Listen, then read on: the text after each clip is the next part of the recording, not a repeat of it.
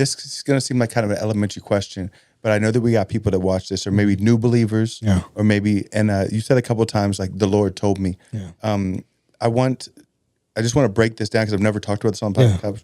When you say the Lord told me, and someone's thinking to themselves, well, the Lord ain't never told me nothing. How does the Lord speak to you? Or how have you felt like when the Lord's telling you something? Yeah. Can you kind of dig into that for a second? Yeah, for sure. And I know each person's different, and I know it can just, but. For sure. So one of the things I tell people is that God will always remind you of your future. The enemy will remind you of your past.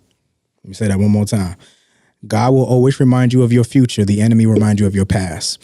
So if God is reminding you of your future, then therefore anything that is stopping you from getting to your future is not God. That's good. Okay. Yeah. So if you know that you have peace, that's God. If you know you have chaos, that's not God, right? Because God's not the author of confusion. That's so good. You see what I'm saying? You know how many people are stuck in that side of it though? Yeah, for sure. That is so deep right there. That what you just said could literally change people's lives because we get stuck in the negativity side of it. And there's so many people who are just used to it and think that that's how you live. Yeah.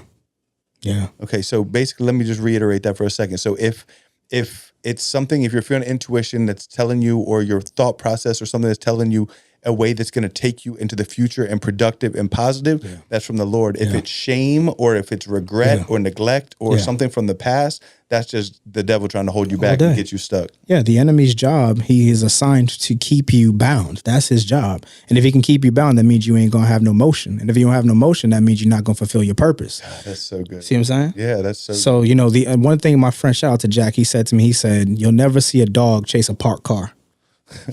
That's true. You feel what I'm saying? Yeah, because there's no reason. Yeah, there's no reason, right? And so the only time that you'll get a flat tire is when you're in motion.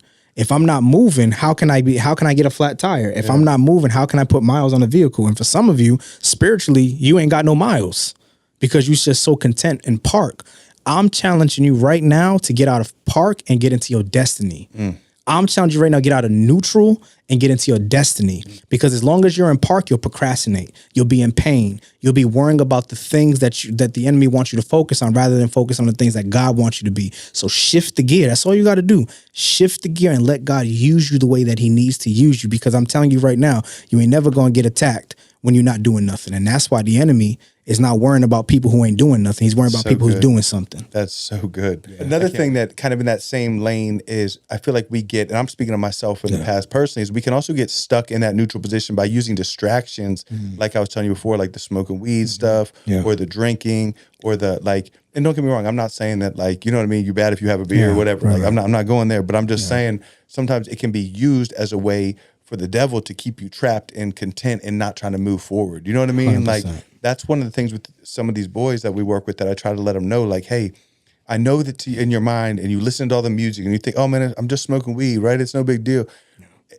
And that maybe that's true to some people, but at the same time, the devil keeps you stuck and content and stuck on the couch and just stagnant and not moving forward. And there's just so many things that just, you know what I mean? Yeah. It keeps you parked. Yeah. You know, and it's hey, man, get that mind clear, make that connection with the Lord, because when that's there, I feel like you get stuck. I feel like there's a ceiling when you know what I mean? Yeah. When you're running to substances instead of the Lord, you get stuck. Yeah. No, that's 100%. And that's why I challenge everybody that's listening to this, man, is just make sure that you go vertical before you go horizontal. That's good. You know what I'm saying? Yeah, that's so good. Yeah, go vertical. Because if that's not right, none of this nothing is going to be right. Yeah. So that's so good. Make sure that relationship is right first. Absolutely. Okay, so what?